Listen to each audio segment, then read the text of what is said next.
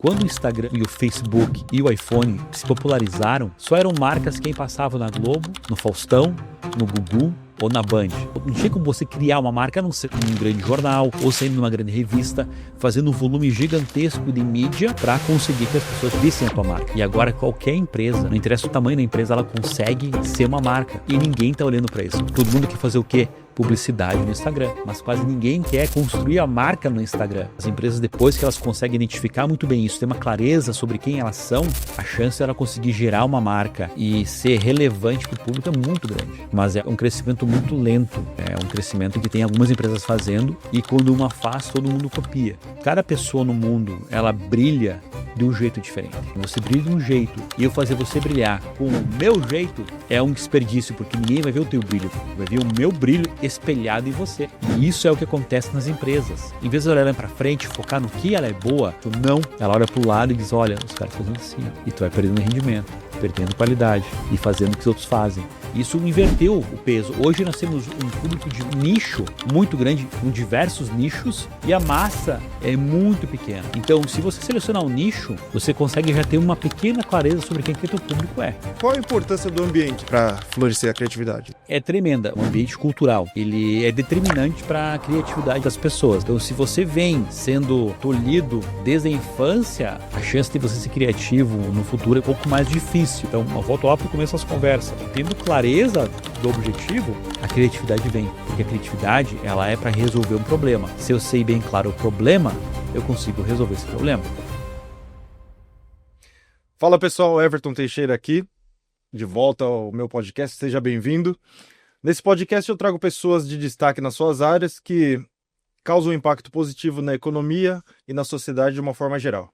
Hoje eu estou aqui com o Gustavo Angeli. Tudo bem, como é que vai, Everton? Angeli, né? Angeli, isso aí. Acertou, cara. O Gustavo, deixa eu apresentar aqui, eu fiz uma colinha aqui. Ele é líder criativo da empresa Estúdio Nuzit. Pai, designer apaixonado, sócio do Estúdio Nuzit, onde ele se dedica a potencializar marcas, especificamente como especialista em construção estratégica de marcas. Packing, naming e identidade visual. Como designer, ele acredita que o papel dele é descobrir o talento das empresas e ajudá-las a transformar em marcas fortes. Exatamente isso aí, cara. Não tinha como falar melhor. É um prazer estar aqui, Everton. Obrigado pelo convite. E o que eu puder ajudar e contribuir com o teu podcast, pode contar comigo, cara. Obrigado, muito bem-vindo e muito obrigado por ter aceito aí o convite. Eu que agradeço, cara. Então eu queria começar perguntando aí como que foi a sua história, sua trajetória aí, por que você escolheu a área criativa para atuar? Na verdade, a minha história ela é bem antiga. A minha história com o design é bem antigo e eu nem sabia que ela tinha começado quando começou. Eu venho de uma família empreendedora. A minha mãe teve uma marca de jeans lá no Rio Grande do Sul. E numa das sessões fotográficas que ela fez, eu acompanhei ela na escolha das fotos, isso com 12 anos de idade. E quando eu fui ajudar ela lá com ela selecionar as fotos do catálogo, eu me deparei com uma garrafa de vinho. Eu olhei o rótulo, achei, nossa, que rótulo legal. Eu fiquei olhando, admirando aquele rótulo. E o designer que tinha desenhado falou, tu gostou do rótulo, né? Fui eu que fiz. E eu não entendi. Eu simplesmente não captei. Como assim tu fez? É uma máquina que faz, não é uma pessoa que faz rótulo. Então já se viu uma pessoa. É uma máquina que faz. Eu falei, não fui eu que fiz. Eu desenhei ele e eu mandei imprimir. Daí eu fiquei com isso na cabeça.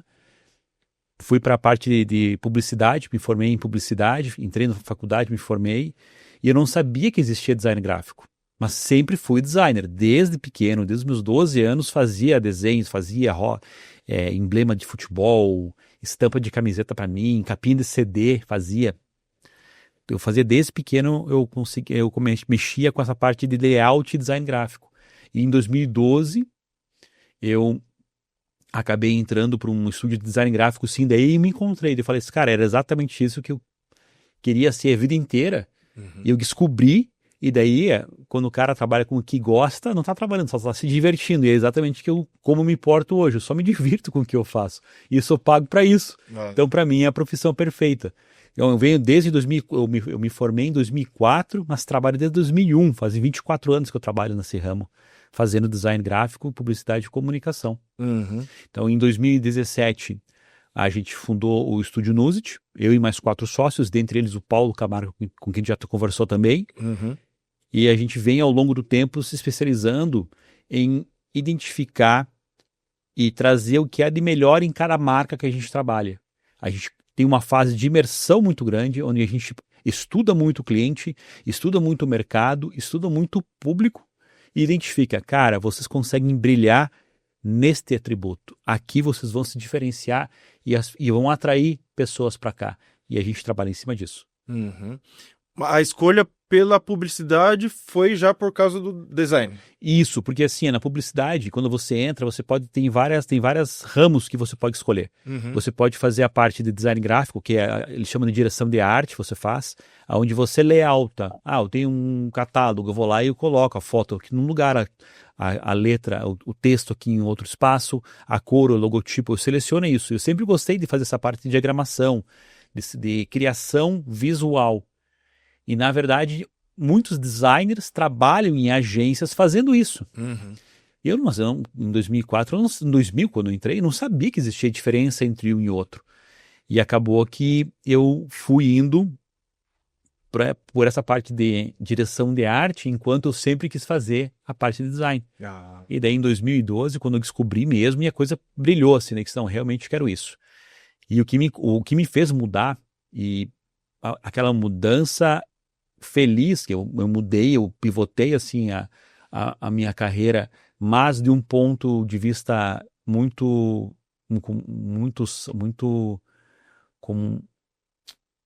que eu sei que muito beneficiado por ter mudado, é porque eu sempre quis quando criava em publicidade, eu sempre achava a publicidade muito superficial. Ela não tinha um estudo profundo para realmente olhar para o cliente, entender o que ele faz, entender principalmente o público, o que aquele público gostaria e como eu me conectaria com ele com a minha peça que eu que eu fosse fazer. E isso fazia uma falta, porque toda semana era uma campanha nova, totalmente nova, um esforço tremendo para durar uma semana, durar 2 semanas, e ser jogado fora e ser recomeçar do zero, totalmente do zero. Uhum. Isso me incomodava muito, porque dizia, cara, a gente passa aqui um esforço gigantesco para criar e é um resultado muito efêmero, dura muito pouco. Uhum. Eu queria alguma coisa um pouco mais robusta. E daí fui quando encontrei o branding, e no branding, desculpa, foi quando encontrei o design gráfico, e dentro do design gráfico tem uma matéria que é a construção de marcas. O que a gente faz? O logotipo, que é uma pequena parte de uma marca, e constrói a marca, que como as pessoas se relacionam e a reputação que as empresas têm. Isso é o branding. O que é a marca, como você é marcado pelaquela empresa. E essa parte me interessou demais. E quando eu descobri isso aí, nunca mais deixei de almejar sempre conhecer mais e mais. Tanto hoje que eu tenho essa empresa que trabalha com isso. Uhum. A construção de design gráfico e branding também. Uhum. E você acha que as empresas dão o devido valor ao branding, à construção de marca, ou ainda deixam a desejar nessa parte, as empresas brasileiras? Deixam a desejar. E eu vejo que existe um gap gigantesco que poucas empresas perceberam. O branding no Brasil é muito novo, é algo muito novo, Uhum. é algo que nos Estados Unidos é muito comum. As empresas, qualquer empresa, elas conseguem crescer muito rápido.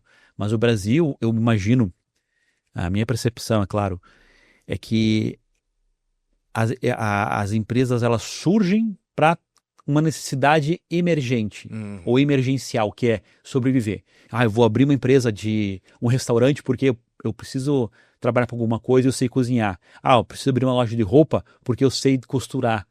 É sempre nessa necessidade antes do objetivo. E eu vejo que os americanos têm o contrário, eles veem as necessidades do mercado e aprendem como suprir aquela necessidade e como crescer a partir disso. E nessa parte, quando eles identificam que eu quero crescer, fazer minha marca crescer, eles pegam o branding. E no Brasil é o contrário, o Brasil, eu vou sobreviver. Tanto é que o índice de empresas que quebram no primeiro ano é gigantesco e o nível de empresas que sobrevivem até os 5 anos é menor ainda. É muito poucas empresas que sobrevivem. Então, as empresas que podem vir a trabalhar com branding, geralmente tem mais de 5 anos, que é Beleza, me estabilizei. Ah, Passei por arrebentação, agora tô navegando no meu oceano, já tenho estrutura, já tenho um expertise, um nome, agora eu vou construir a marca. Mas a marca que eles constroem é sempre com o que sobra de investimento. ah, Lá fora eles põem antes, né? O gap que eu vejo no mercado, que poucas empresas se tocaram, é que assim, a- até 2012, até vinha o smartphone, até a Apple lançar o iPhone, uhum, as únicas, vamos dizer o iPhone, e vamos falar também do iPhone e do Instagram, para uhum, ficar meio junto ali. Quando o Instagram e o Facebook e o iPhone se popularizaram, isso aconteceu uma coisa muito grande, que é, antes disso acontecer, só eram marcas quem passava na Globo, no Faustão, no Gugu ou na Band.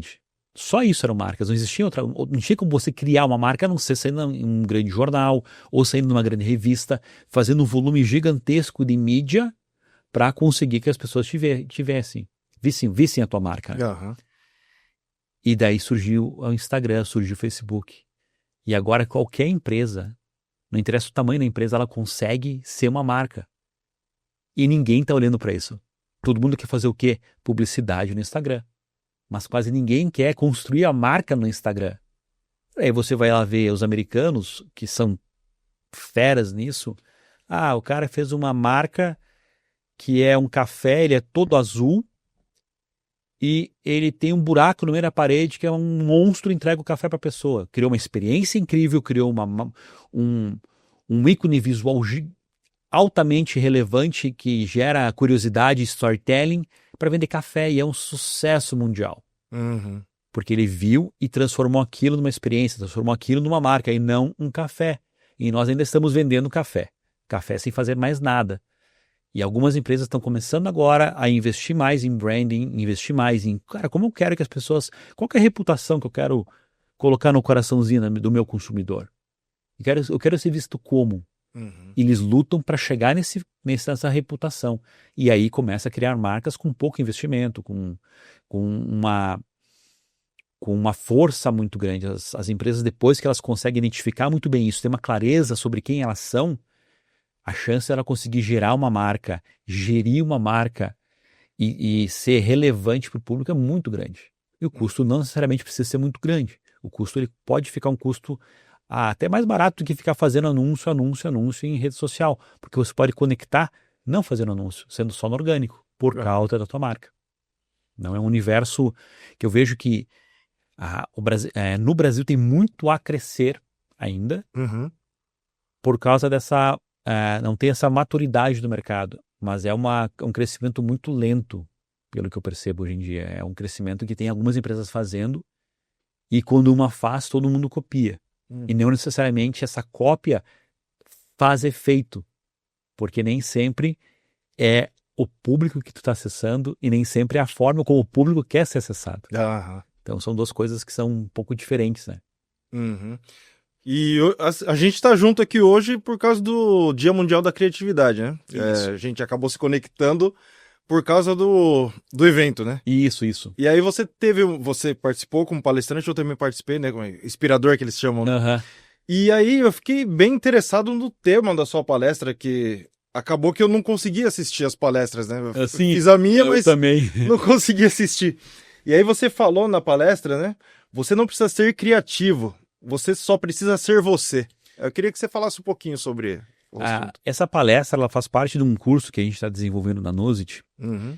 e ela nasceu de uma dor que eu sinto desde que eu entrei no mercado publicitário em 2000. Uhum. Quando você fala a palavra criativo, você, na cabeça da grande maioria das pessoas, vem uma pessoa que desenha bem, que pinta bem, que mexe com tinta, que mexe com arte, que mexe com música, aquela coisa bastante nichada do universo criativo, que é o artista em si. Aham. Só que a criatividade nada mais é do que uma forma de resolver um problema. Só isso. E tu resolve um monte de problema no teu dia a dia. Ah, furou um cano. Cara, eu vou resolver. E o brasileiro é craque em ser criativo. Ele consegue resolver os problemas, não interessa o problema que vem, ele resolve. Do jeito dele, um jeito totalmente inusitado, que só o brasileiro tem. Uhum. E a gente olha para fora, olha para a Europa e diz, como é legal aquilo, não consigo fazer nada parecido. Olha para os Estados Unidos, olha para a Oceania e diz, cara, lá é tão mais legal que aqui, e a gente tem um potencial tremendo. E essa insegurança que me acompanha há muito tempo, e como eu gerencio uma equipe de criativos, eu percebo essa insegurança em quase todos os criativos com qual eu gerencio. Todos eles pegam uma referência, algum produto pronto e dizem, olha, isso aqui é legal, e tentam fazer alguma coisa parecida. E no estúdio a gente é totalmente contra isso, porque cada pessoa no mundo, ela brilha de um jeito diferente. Aham. E você pegar uma pessoa que brilha, assim como você, Everton, você brilha de um jeito, e eu fazer você brilhar com o meu jeito, é um desperdício, porque ninguém vai ver o teu brilho, vai ver o meu brilho espelhado em você. E deixa de ser, você acaba não conseguindo expressar e utilizar o teu potencial completo. Daí você vai ver, por exemplo, os grandes designers da atualidade, você vai ver os grandes criativos da atualidade, eles criam, e realmente eles criam coisas novas. Só que essas pessoas são 20, 30 pessoas que aparecem a cada 2 anos, 3 anos, é pouquíssimas pessoas. E os milhões que seguem essas pessoas só reproduzem o que eles fazem. E o diferencial é que eles brilharam no jeito deles. E os demais querem copiar esse brilho porque não confiam no próprio brilho. Então, no estúdio, a gente tem o nosso processo criativo, ele resulta em três etapas principais de uma consequência, né? Quando a gente pega um projeto, não interessa o projeto que vier, pode ser um projeto de marca, pode ser um projeto de identidade visual, pode ser uma embalagem, uma criação de nome, ou fazer um catálogo. A gente, primeira etapa, a gente estuda muito o público e o produto, e o nosso cliente. Mas estuda muito a fundo. Tem aquela frase, se eu fosse cortar uma árvore, eu passaria 9 horas afiando o machado e 1 hora descendo a lenha. E nós somos mais ou menos isso. A gente passa grande parte do nosso tempo afiando o machado, que é entendendo, estudando, conhecendo, para quando chegar na parte de criar, eu conseguir ter uma efetividade no que eu vai escolher, no que eu for criar, e que esteja alinhado com o que eu estudei. E não ao contrário, não eu pegar um monte de referência e ele fala assim, o meu cliente ele trabalha com apartamentos. Então eu vou pegar aqui pegar uma casinha, um apartamento que eu vi lá em uma referência, eu vou mudar um pouco, fica parecido e vai funcionar para ele. E nem sempre funciona assim, porque tu não sabe qual que é o background das criações que você está se inspirando. Tu vê lá, isso aqui é legal, mas tu não sabe o que tem por trás. Você vê só o final. Muitas das grandes peças de design são assim. Ele tem uma história, essa história ela tem alguma descoberta que se faz do público, que diz, olha, o público ele precisa disso, a minha empresa ela trabalha com isso e eu posso ativar essa necessidade do público através disso. E a partir disso ele cria. E o resultado fica bonito. O pessoal pega o resultado, ignora essa história de fundo e só replica esse resultado. Isso é muito comum acontecer. E a gente faz o contrário, a gente estuda muito o cliente, estuda muito o público, junta os dois e cria alguma coisa que faz sentido para os dois. E essa criação, ela vai gerar esse processo de estudar muito a fundo para depois gerar uma solução, ele vai gerar muita clareza do que a gente quer e quem o cliente é. Vai gerar um alinhamento entre elemento interno, o cliente sabe o que ele sabe o que falar, ele sabe o que é importante, sabe o que não é importante. E para fora também, ele sabe falar com o público, dizer, meu público espera isso, então eu vou falar isso. Então gera clareza, alinhamento e adequação. O que acontece? Tudo é adequado. O nome é adequado. A identidade visual é adequada. A cor é adequada. O logotipo, a forma como a pessoa fala, tudo isso é adequada. O tom de voz é adequado para o público, para a empresa e para a necessidade, para o produto. Tudo é adequado. E por último gera, então, clareza, alinhamento e adequação. Quando eu lanço tudo adequado, tudo faz sentido, tudo conversa com o público, tudo conversa com a marca, eu vou ter consistência de marca. E consistência gera uma marca. Aham. Quando você fala de marca, vem junto a palavra consistência, que é você falar a mesma coisa sempre ou circulando um ponto-chave e sempre reforçando de uma maneira consistente para gerar marca. E é isso que a gente faz no estúdio. A gente cria tudo pensando em gerar essa consistência de marca. E já voltando agora, fiz uma grande volta, voltando agora para a palestra. Uhum. Você não precisa ser criativo, só precisa ser você mesmo. É exatamente isso. Você consegue usar a tua criatividade, que é só tua. O jeito de criar é só teu. Você vê o mundo de um jeito. As tuas experiências são muito diferentes das minhas. Aham. E por que que o teu resultado tem que ser igual ao meu, ou o meu resultado tem que ser igual ao teu? Se tem duas pessoas entregando a mesma coisa, alguém está sobrando. E é isso que eu venho com essa palestra, é provocar as pessoas para dizer, pessoal, estuda o teu cliente, faz um estudo antes, entenda o teu campo, e depois tu cria do teu jeito, com o que tu estuda no campo. E só olha para esse campo. E daí as coisas vão sair do teu jeito, resolvendo um problema e sendo criativo, que é a palavra criatividade, que é resolver problemas. Então, isso que é todo o nosso processo criativo no estúdio tende a fazer, todo esse grande círculo, e girar essa grande engrenagem de conhecer bem, identificar os pontos e fazer a criatividade girar de um jeito que meu, teu, de qualquer pessoa, do jeito dela, e não do jeito como o mundo cria, né? Uhum. Então essa é um pouco da palestra em si, que eu gerei lá no Dia da Criatividade. Então, por exemplo, o segredo está em estudar bem o produto e estudar bem o público para quem esse produto vai ser oferecido, né? Exatamente. E quando a empresa não tem tanta clareza sobre quem ela é de verdade, né? Porque é ser você mesmo, né? Uhum. Mas e quando falta essa clareza? Isso é o mais comum que a gente vê no mercado. É uma dificuldade que nós temos, e eu acho que é uma dificuldade cultural que nós temos, que a gente nasceu da necessidade. Temos que criar, temos que vender, temos que fazer acontecer, eu tenho que pagar a folha de pagamento, então tem que fazer produzir. Eu não posso parar, olhar para mim e dizer, o que eu sou? Eu tenho que fazer acontecer. E é muito comum as empresas, em vez de olhar para si, parar, olhar para trás e dizer, cara, eu sou muito bom nisso, e o meu público é esse aqui, ó, e ele quer isso? Uhum.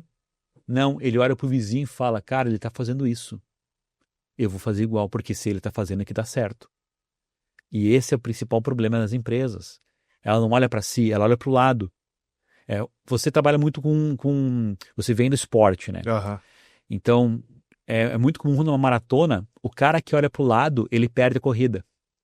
Ele tem que olhar para frente, focar só no dele. Uhum. Quando ele olha para o lado, ele perde muito ritmo. E geralmente o cara que tá ao lado passa ele. E isso é o que acontece nas empresas. Em vez de olhar para frente, focar no que ela é boa, como correr, como fazer o passo, não. Ela olha para o lado e diz, olha, os caras estão fazendo assim, ó. E tu vai perdendo rendimento, perdendo qualidade e fazendo o que os outros fazem. E daí você acaba perdendo o mercado, perdendo conexão com o público. E esse fenômeno, ele é quase como uma comoditização, fica tudo igual.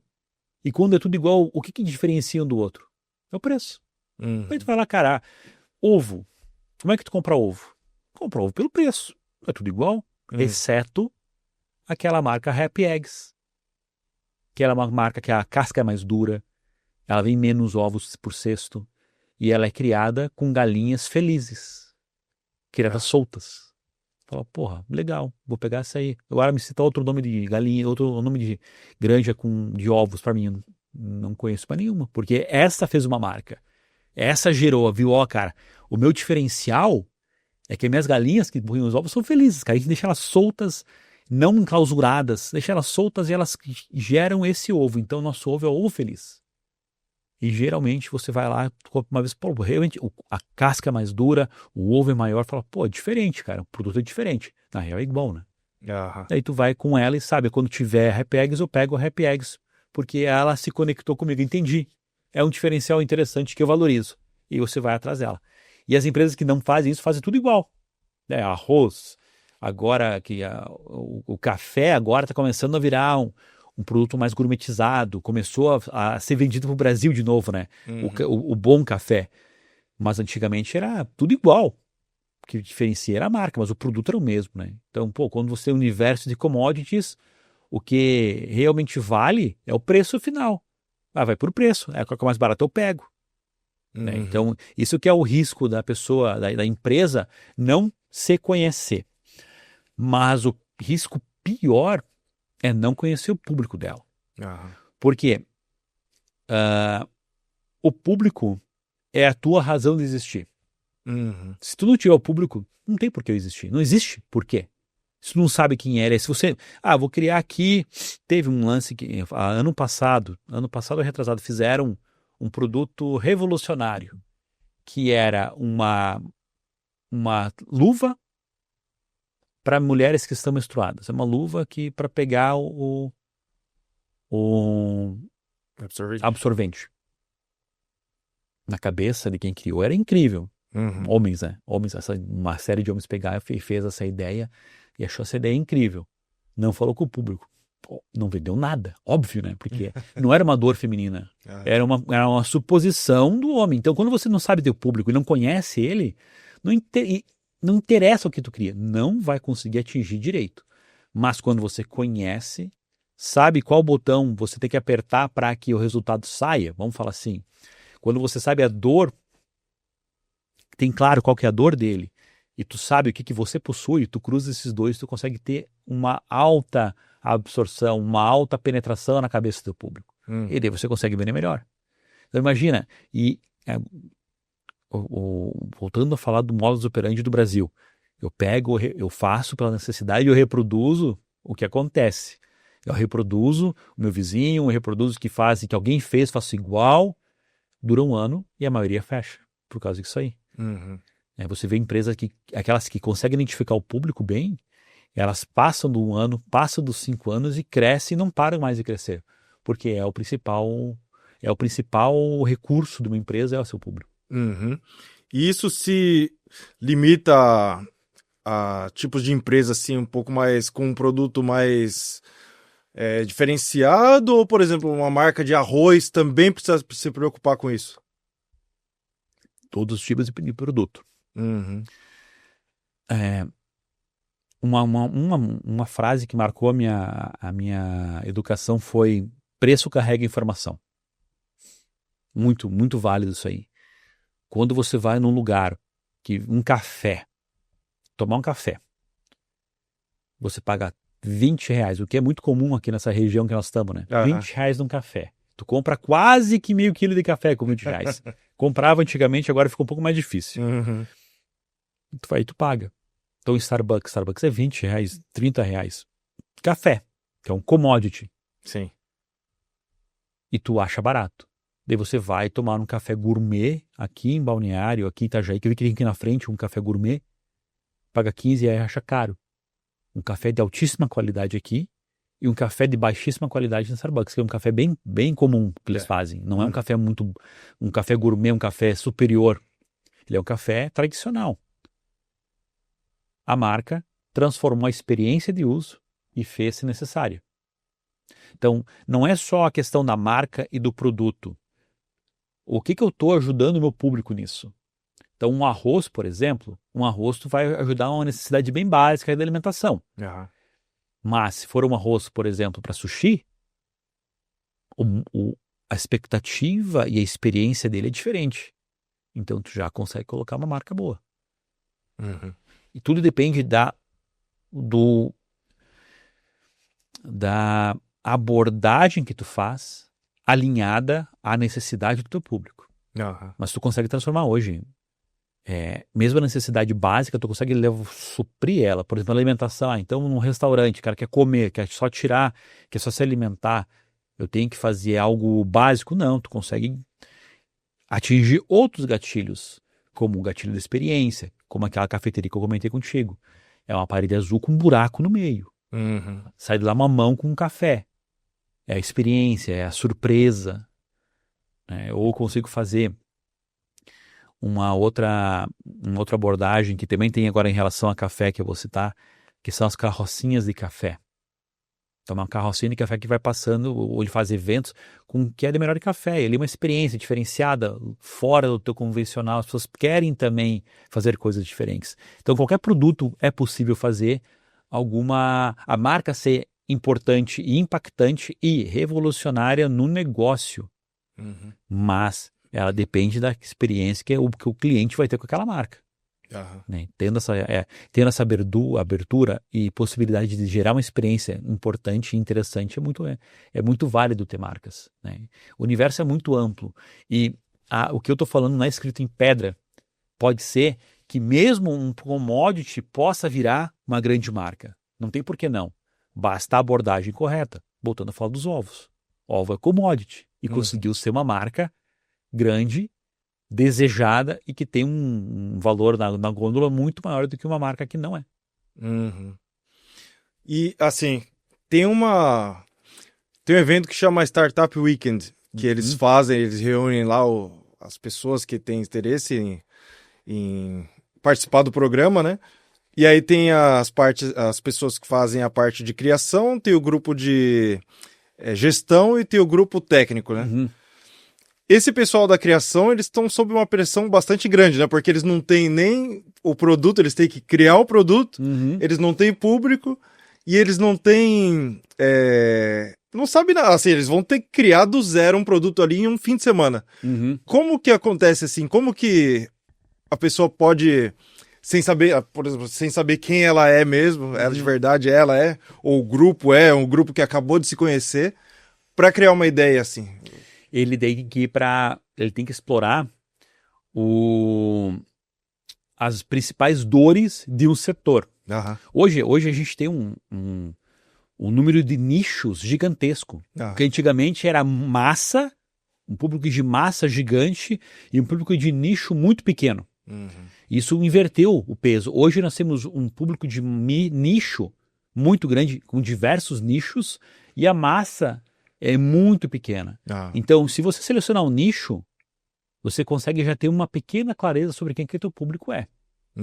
E a partir do teu público, você consegue identificar uma dor e essa dor você cria um produto. Então, por isso eu digo que o público é o principal. É muito comum fazer o contrário. Vou fazer um produto que vai se adequar ao público. E daí você faz os testes e acaba vendo que não vai ter um sucesso, não vai conseguir atingir o público da maneira correta, por causa que não tem a clareza sobre o que o público quer. Mas se você começa do público, com certeza você vai ter esse sucesso. Algo muito muito comum hoje em dia são os psicólogos do GPT, o chat GPT psicólogo. Isso é uma pura dor é uma dor da sociedade atual.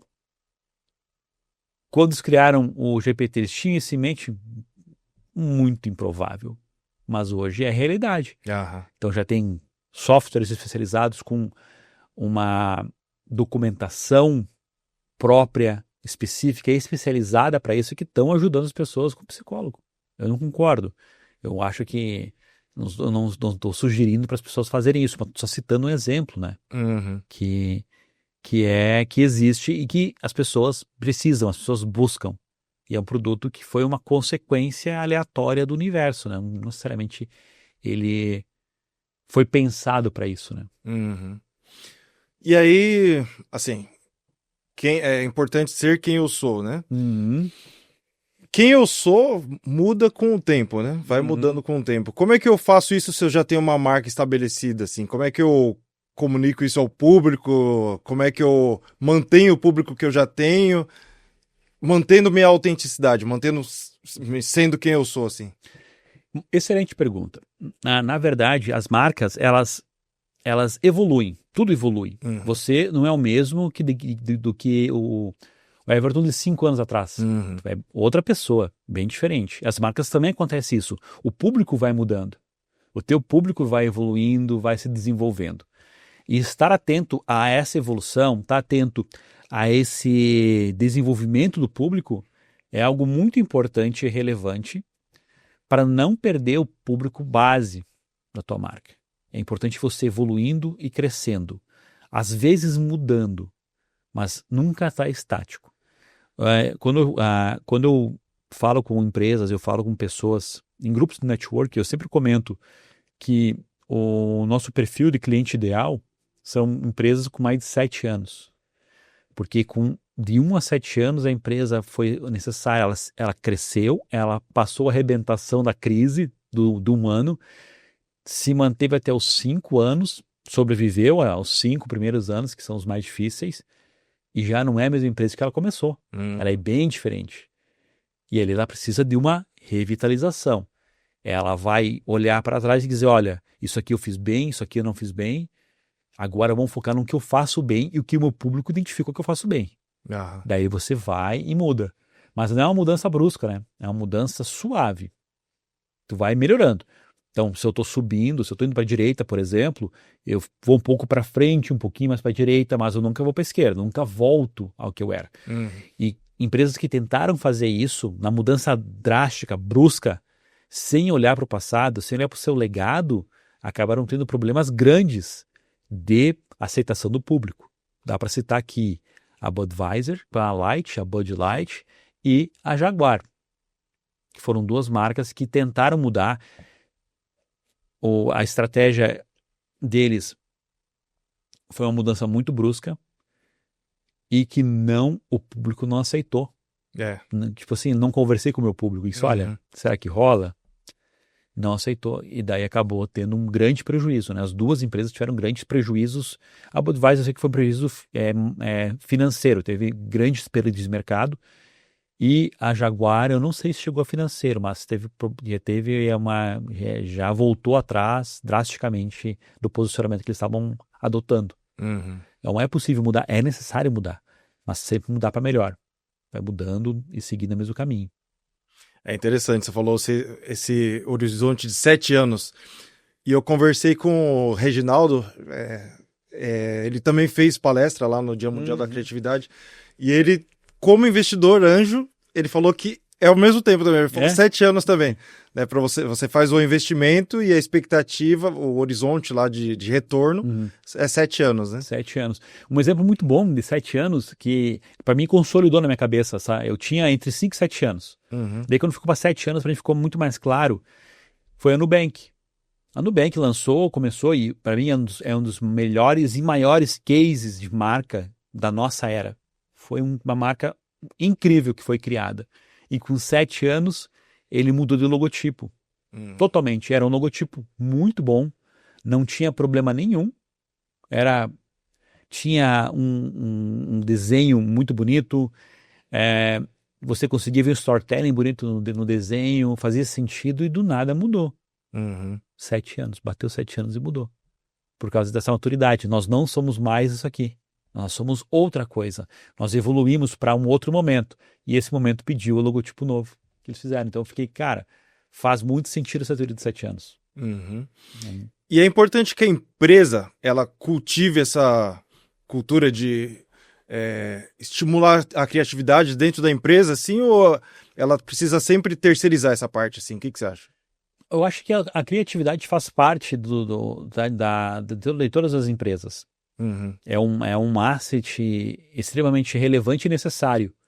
Em todas as empresas, não interessa qual tipo de empresa.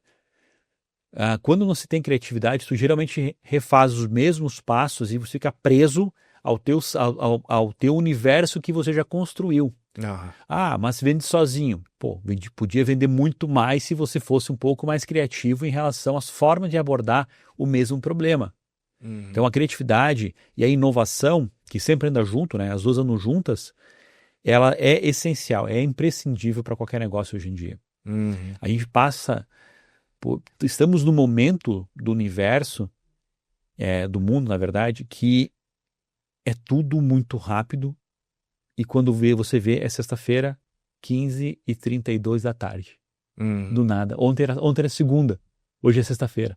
O tempo passa muito mais rápido, o volume de coisas que você vê é muito grande com o Instagram, com o Facebook ou com a internet em si. Hoje tu navega, você não assiste mais televisão, tu assiste YouTube. O volume de coisas que ele te oferece é gigantesco e tudo isso está consumindo. O tempo passa mais rápido, o volume de informação é mais rápida e você continuar fazendo a mesma coisa o tempo todo deixa de ser relevante para grande parte do público. Então, ser criativo é essencial, ser inovador é essencial, e estar sempre vivo e se renovando também é essencial. Uhum. E o quanto que o ambiente ele é importante para a pessoa que trabalha com isso, ou a pessoa que... Para desenvolver a criatividade, né? Eu vou explicar por que eu estou fazendo essa pergunta. Aqui no Brasil, a gente tem um ambiente que a gente precisa muito, né, usar a criatividade, né? Tem que se virar e... Aquela coisa, né? Aquela coisa meio caótica que você tem que ser criativo. Eu morei no Japão 6 anos. E lá, assim, é um ambiente assim que as regras são bem definidas, você não tem muitos problemas para se preocupar, assim, e você não é muito estimulado a ser você mesmo, né? Uhum. Você tem que ser o que as pessoas esperam de você, assim, você não consegue se expressar muito, assim, sabe? Só que o japonês é criativo pra caramba, você vê os animes, você vê aquelas lojinhas de bugiganga, às vezes você tá olhando assim, você vê um porta não sei o quê, caramba, o cara pensou num produto desse aqui. Uhum. Mas, assim, o ambiente, assim, entre aspas, não estimula, eu não sei se estimula ou não, mas é interessante pensar nisso, né? Então, qual a importância do ambiente, assim, para florescer a criatividade? É tremenda. O ambiente, e falando assim, não fisicamente só, né? Um ambiente cultural. Aham. Ele ajuda, ele é determinante para a criatividade das pessoas. Se ela nasceu num ambiente onde a criatividade ela é tolhida, acontece muito em escolas, né? Tu vai desenhar alguma coisa. Eu quero desenhar uma casa, e eu desenho uma casa redonda, e falo assim, não, a casa tem que ter telhado, ela tem que ter chão, ela tem que ter quadrado, assim, uma casa. Não, eu quero desenhar uma casa redonda, não, tá errado. Então, se você vem sendo tolhido desde a infância, a chance de você ser criativo no futuro é um pouco mais difícil, Aham. porque você acaba sendo doutrinado dessa maneira. As fases iniciais da vida são muito importantes Uhum. para você gerar criatividade. E no ambiente de trabalho, o ambiente é importante, mas também a liderança é importante. Você saber liderar criativamente as empresas. Aham. Saber liderar e saber que as pessoas não vão criar aquilo que você está pensando, porque não são vocês, não são minions. Eles são pessoas que pensam diferente. Então, eu volto lá para o começo das conversas. Tendo clareza do objetivo, eu tenho claro, precisamos fazer isso aqui. A criatividade vem, porque a criatividade ela é para resolver um problema. Se eu sei bem claro o problema, eu consigo resolver esse problema. Uhum.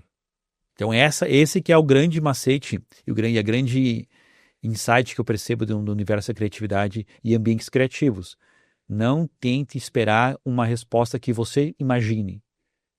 Dê os elementos para a tua equipe, gere essa equipe, faça uma gestão dela, incentive ela e identifique pontos para você resolver, que daí tudo vai se resolver de maneira criativa.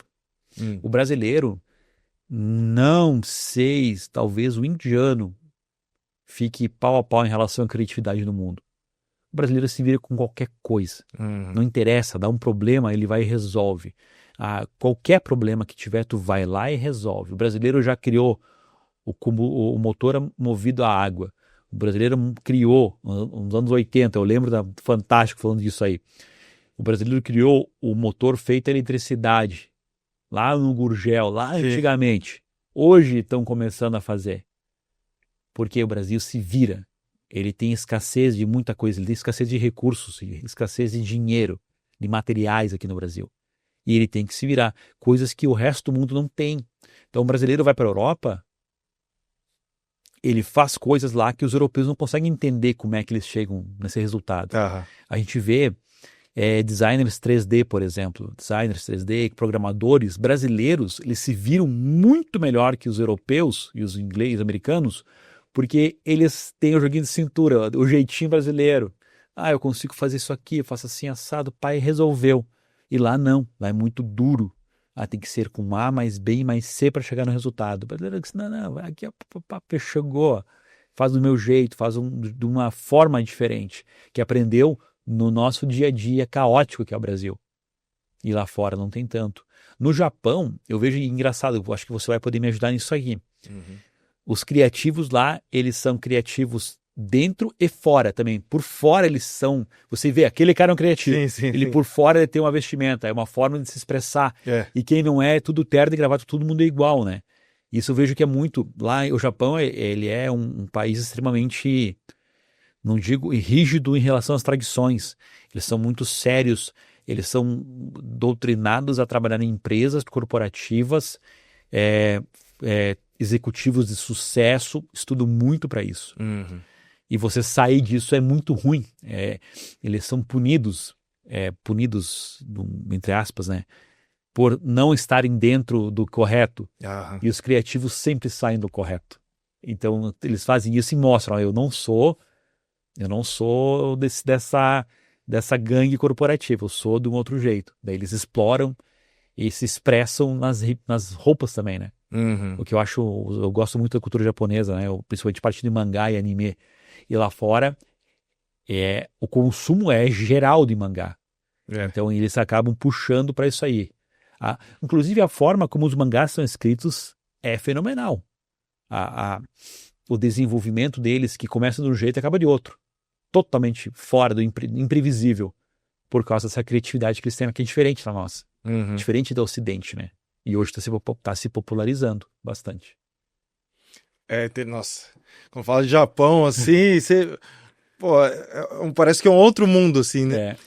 E aí, por exemplo, o brasileiro com toda essa criatividade, e aí no começo da conversa você falou que ele muitas vezes não é que não acredita no próprio potencial, mas sempre pensa que o outro é melhor, ou de fora, né? Por que isso acontece? Eu acho que tem muito a ver com a forma com a cultura e a educação brasileira. Uhum. A educação brasileira, voltando lá em 1800, 1700, quem veio para o Brasil? Qual que é o povo que originou o Brasil? Muitos eram escravos. Uhum. Tinha muito o lance dos colonizadores que vieram, os alemães, os italianos, os holandeses vieram para cá, os franceses vieram para cá, mas tudo para cultivar a terra. Uhum. A mando de um capataz, de um senhor que vinha, tinha a terra e mandava os demais trabalharem. Não era a sua terra, era a terra dos outros. Uhum. Nunca era o seu. Então era sempre trabalhando para os outros. À mercê do desejo dos outros. Então, dificilmente você olha para si. Eu vejo que no Brasil, as pessoas que conseguem quebrar essa barreira são aquelas que entenderam que tudo que você faz na vida é consequência tua. Tudo. Não deu certo, a culpa é sua. Deu certo, a culpa também é sua. Uhum. Foi você que fez dar certo. E por isso que você vê grandes histórias de pessoas que são marginalizadas, que moram em periferias e surgem e explodem no mercado. Para elas entenderem esse lado. Só que no mesmo tempo nós temos uma cultura no Brasil de não assumir a culpa, por causa que trabalha para o outro, desde o passado, desde as origens do Brasil. Então, cara, a culpa não é minha. A culpa é do sol que queimou minha lavoura. Não é uma culpa sua. Você não assume essa bronca. Não dei certo na vida porque meu colega quer trabalhar mais do que eu. Eu não trabalho, eu não consigo trabalhar. Então, esse jogo de jogar a culpa nos outros, de desviar da responsabilidade, é mais fácil olhar para o outro e dizer, vou seguir o que ele está fazendo, que está dando certo, do que eu saber que eu sou responsável pelo meu sucesso e vou lá, eu estudo e vou atrás. Só que esse salto de fé é um salto muito perigoso também, né? Porque é muito justo no Brasil. Ter negócio no Brasil é muito difícil. A conta, ela é muito precisa. Você não tem gordura ou uma margem de erro grande. Qualquer erro pode quebrar uma empresa. Então ele vê e junta esse medo, essa insegurança com a cultura brasileira de você sempre fazer para os outros e nunca para si, que gera esse de você olhar para os lados e seguir o que o coleguinha está fazendo. Uhum. Igual você falou do Gurgel, né? É interessante que tem um paradoxo. A gente tem muita criatividade, né? O ambiente, de certa forma, favorece a gente a ser criativo por causa dos problemas, mas, por outro lado, torna difícil alguém lançar alguma coisa nova por conta da burocracia, do ambiente de negócio aqui que é bastante difícil, né, pro empreendedor, né? Sim, com certeza, com certeza. As barreiras que a gente encontra, além das barreiras burocráticas, né, tem as barreiras psicológicas não vai dar certo. A gente vem de uma cultura familiar muito forte no Brasil. O Brasil tem a família muito forte. Aham. E quando você começa a fazer algo que é diferente, você para de reproduzir o que todo mundo fez até então, que é trabalhar para os outros. Vem aquela, não vai dar certo, meu filho. Uhum. Faz concurso público. Vai lá, é mais seguro, é mais garantido. Eles não... as famílias e o brasileiro em si, ele não entende que não existe segurança. Não existe segurança. Existe uma falsa impressão de segurança, mas você não está seguro o tempo todo, porque em algum momento pode acontecer alguma coisa e você perdeu seu emprego, que era garantido. Pode vir uma mudança que você também possa perder o que era garantido. Então, é um medo muito grande que vem de cima para baixo durante muito tempo. Junto à burocracia, junto ao custo de vida no Brasil, que é muito alto. O Brasil é um país caro antes de ser desenvolvido. Uhum. Ele está chegando aos patamares dos países desenvolvidos de preço e não chegou na industrialização para gerar riqueza. Aham. Então é caro. Hoje vamos falar, 4 anos. 4 anos é pouquíssimo tempo. R$100 tu comprava um carrinho, R$200 vamos colocar. Você comprava um carrinho de compras, hoje tu não compra uma cestinha de compras. Uhum. Em 4 anos. É. É pouquíssimo tempo para perder tanto poder de dinheiro.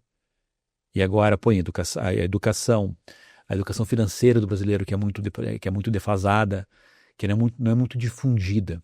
Tem muita, hoje em dia, com o YouTube, tem muito acesso à educação, mas ele ainda não é muito difundido, não circula muito pela juventude, circula mais pelo público adulto. Com a burocracia, os encargos, as leis trabalhistas que dificultam bastante o empresariado a se desenvolver e fazer com que as empresas cresçam. Tudo isso é um cenário bastante difícil para o empresário brasileiro. Uhum. Então, você ter uma criatividade, você sair do convencional é um investimento muito alto. Por isso que tem tantas que não investem, ficam sempre do mesmo jeito. Uhum. E as que investem, você está aqui no Nubank e Mercado Livre, que essas duas sim investiram. Claro, tem por trás um ecossistema atrás deles, né? Mas eles estão inovando. Uhum. E vão ser grandes marcas no Brasil em breve. Nubank já é, né? Mercado Livre também, mas o Mercado Livre tem o objetivo de ser maior que o Nubank ainda. Ah.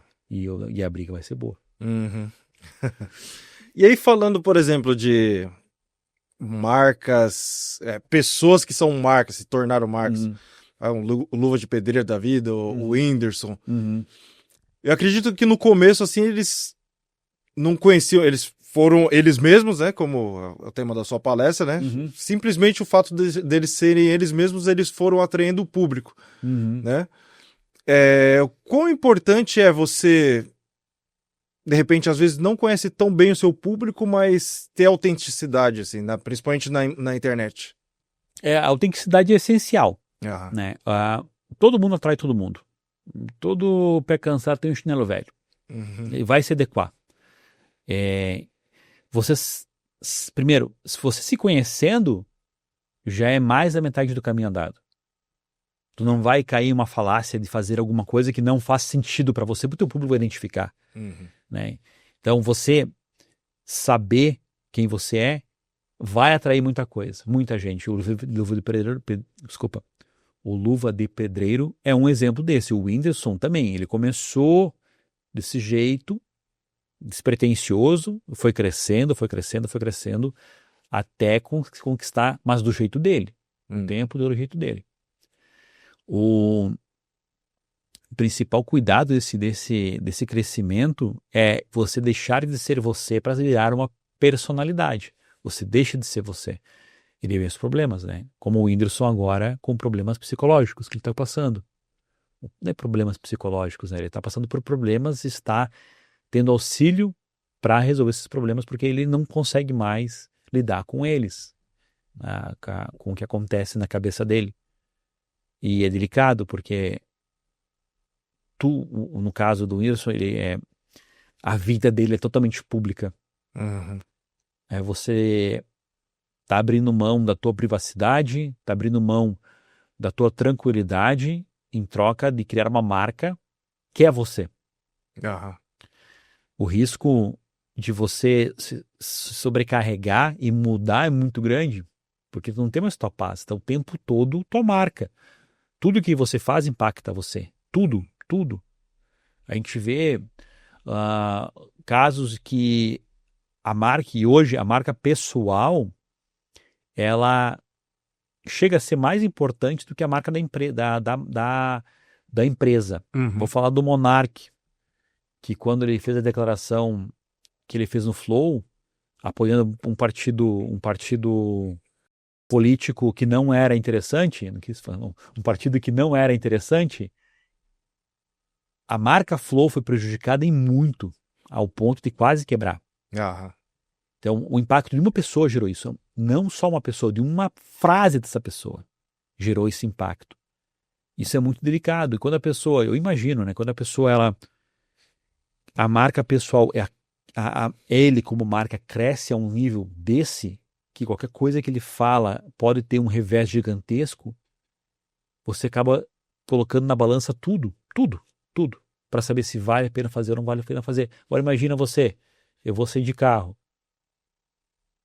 eu vou rápido, eu vou devagar. Pô, se eu for rápido, a pessoa pode olhar, pode me filmar e pode colocar que eu sou imprudente na minha direção. Ou eu vou devagar. E as pessoas vão dizer, pô, aquele cara é lento, aquele cara não tem uma acuidade mental muito boa. Uhum. Imagina, para todas as ações da tua vida, você tem que ter esse pensamento. É delicado. Eu acho que isso não, gera uma sobrecarga muito grande, né? Bem, voltando agora. Eu vejo que, mesmo não tendo público, existem formas de você gerar uma marca pessoal que atrai as pessoas. Porque as pessoas, elas invariavelmente precisam de novidades, elas buscam novidade. Uhum. Então, se você gerar novidade, sendo você mesmo, você gera novidade sendo você mesmo, você vai atrair um público. Se você manter consistência e ter claro quem você vai mostrando isso ao público e o público vai entendendo e vai atraindo e mantendo aquelas pessoas. As pessoas que não são interessantes, elas vão saindo de perto e tá tudo bem, faz parte do jogo. Mas é importante, o primeiro passo é se conhecer, né? O Everton vai lá agora eu vou começar a dançar. Vou começar a dançar porque tá todo mundo dançando e vou começar a dançar. Mas, cara, tu veio de uma história totalmente diferente. E daí é importante dizer, cara, quando você fala em ter clareza e conhecer-se a si mesmo, é muito mais o que você não é do que você é. Saber o que você não é tão importante quanto saber o que você é. Porque daí você sabe, isso aqui não faz parte de mim. Pode dar dinheiro, pode gerar, pode gerar seguidores, gerar mídia, mas eu não vou fazer. Eu não, cara, que nunca vou ser fazer dancinha, porque eu não sou isso, eu não é o meu rolê. Aham. Mas eu tenho isso muito claro, essa parte é boa. Então, eu vejo que, tendo clareza sobre quem a pessoa é, fazendo um material consistente, lembra dos quatro do clareza, alinhamento, adequação e consistência, tendo consistência, eu acho que você consegue gerar um público mesmo não tendo um produto muito claro ainda. Uhum. Show de bola. Pô, passou tão rápido o tempo, né, que, nossa, é tanto aprendizado que a gente tem fazendo isso aqui. Nossa, adorei assim, a conversa, né? Queria que você fechasse aí com um meio que um resumo, né, do que a gente conversou, Uhum. a parte mais que você acha mais importante, né, pro público, né? Uhum. E que falasse aí quais são onde o pessoal pode te encontrar na internet. O que eu acho assim, primeiramente, eu queria agradecer por essa oportunidade de falar contigo. A criatividade, design e criação, ele é uma paixão que eu tenho, então sempre que tiver e quiser chamar novamente para conversar, eu vou sempre vou aceitar, Everton. Eu acho que o mais importante do que nós fomos até agora é que clareza, alinhamento adequação e consistência. Isso é a chave mestra para qualquer negócio, é a chave para qualquer profissão em qualquer área. Saiba quem que você é. Tenha clareza sobre quem que você é. Alinhe com o teu público. Diga, olha, eu sou isso, sou isso, sou isso. Crie materiais adequados ao público e ao que você é. E mantenha a consistência. Com isso, para tudo funciona, e isso é uma receita de sucesso, na verdade, para qualquer empresa de qualquer ramo. Show de bola. E onde é que o pessoal pode te achar na internet? Você pode acessar nuzit.com.br, que é o nosso site. A gente tem também o Instagram Estúdio Nuzit também, que é onde a gente pode ser encontrado. Também estamos no LinkedIn com o Estúdio Nuzit e no Medium, que é uma plataforma de blogs, escrita de blog também como Estúdio Nuzit. Legal. Gustavo, muito obrigado, né, por ter aceito o convite para participar aqui. E já fica o convite para uma próxima conversa, né? Valeu, eu agradeço, cara. Muito obrigado mesmo, Everton. Valeu. Então, espero que você também tenha gostado desse episódio. Todos os links que o Gustavo falou, né, compartilhou, vão estar aqui na descrição do vídeo. Se você gostou, dá o like, né, se inscreve no canal e compartilha com todo mundo que você acha que vai gostar também desse episódio. Beleza? Então a gente se vê e até a próxima.